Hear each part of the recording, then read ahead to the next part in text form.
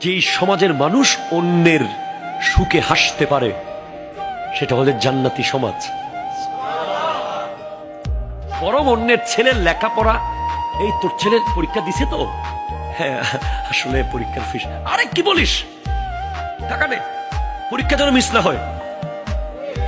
কথা বলেন, এই তোর ছেলে জানুয়ারির 1 তারিখ বই কিনতে পেরেছে তো, আসলে কিনবে 1 সপ্তাহ পরে, টাকা পয়সা এখনো। আরে কি বলিস, আমার সমাজের না, আমরা ভাই না? এই ছেলে বড় হলে, মানুষ হলে আমার সমাজের সুনাম হবে না? কথা জোরে বলেন, ঠিক কিনা বলেন? এটা বুঝে আপনি বইয়ের টাকা দিয়ে দিয়েছেন, এটা সমাজ, এটাই সমাজ।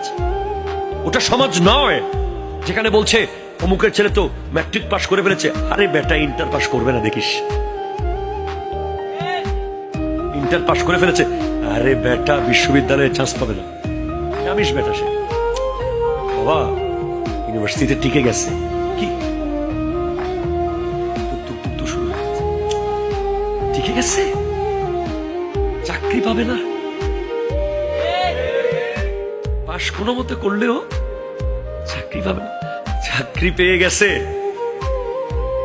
বেতন কম। কথা কোন ঠিক কিনা জোরে বলেন?